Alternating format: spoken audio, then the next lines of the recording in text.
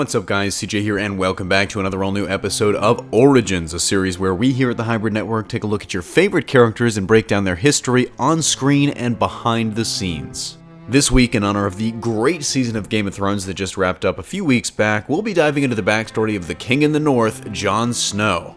You may not have noticed it, but this season Jon cemented his place as the closest thing the show has to a main character in its ensemble cast, actually surpassing Peter Dinklage's Tyrion Lannister for the most total screen time in the show with those last two episodes. It's been quite a journey for Jon, but where did he get his start? To answer that question, we've got to go all the way back to the beginning, Robert's Rebellion. That conflict was massive, with multiple political and social reasons behind it, but one factor that just can't be ignored was the quote-unquote kidnapping of Lyanna Stark, Robert Baratheon's betrothed, by the married Crown Prince Rhaegar Targaryen. I say quote-unquote because after the Season 7 finale, we know it didn't go down like that. The two were in love, and they eloped, Rhaegar had his marriage to Elia of Dorne annulled, and he and Lyanna were married. By the time Ned Stark came to rescue his sister, the war was all but over, and Rhaegar dead at Robert's hand. Lyanna had her child, but was near death due to childbirth. With her dying wish, she begged Ned to hide her son, Rhaegar's heir and the rightful king of Westeros, Aegon Targaryen VI. And hide him Ned did, raising him as his own bastard son at Winterfell. Even as a bastard, Jon was given the same training and education as his half-brothers and sisters, who, of course, were actually his cousins.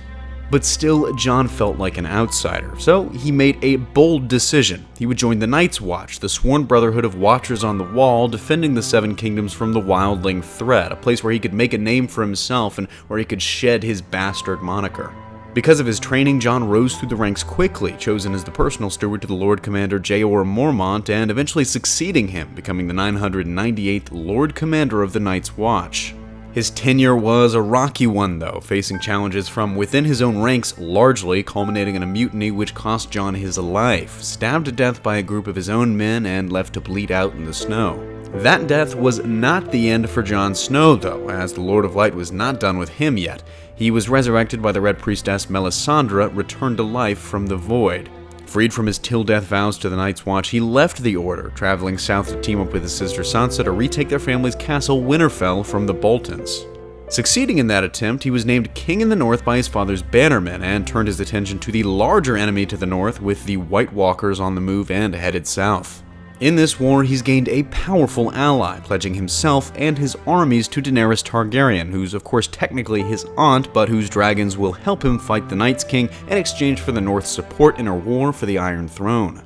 Of course, their new relationship is about to be derailed by the fact that Jon is technically the rightful heir, something that only Sam Tarly and Bran Stark know, but that's a problem for next season. Personality-wise, Jon is known for following in his adopted father's footsteps, being noble, honorable, loyal, and fair. He's really the classic hero's archetype, one of our last real cut-and-dry heroes on the show, something winteriscoming.net expounded on a little more with this quote. Jon Snow's character in Game of Thrones fits the hero archetype in the traditional Campbellian sense. He's an unwilling hero, plagued by doubts and often forced down his path by others, but he is a true hero nonetheless.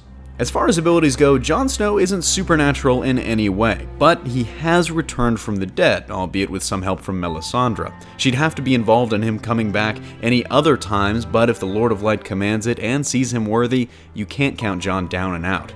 He also has a very specific weapon of choice, Longclaw, a Valyrian steel hand-and-a-half or bastard sword that belonged to House Mormont, given as a gift to Jon by the former Lord Commander for saving his life from a White Walker.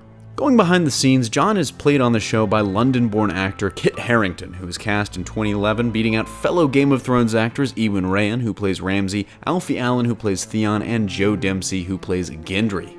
He's also got some good insight on his character, and a quicker recap of his story than I just gave you for sure. He seems to be the one person who's gotten to leadership without actually asking for it. He started the series as an illegitimate black sheep in the family who's just going up to this back and beyond to achieve nothing. And now he's King in the North. He never aimed for that. He never expected it.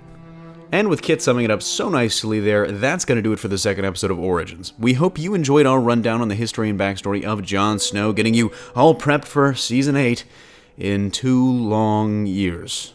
So let us know in the comment section down below what you thought of this video and who you'd like to see next. As always, don't forget to smash that like if you like what you saw, subscribe for more great content every single day, and consider turning on your notifications to be alerted every time we upload a new video. Signing off, this is CJ, and I'll see you next time.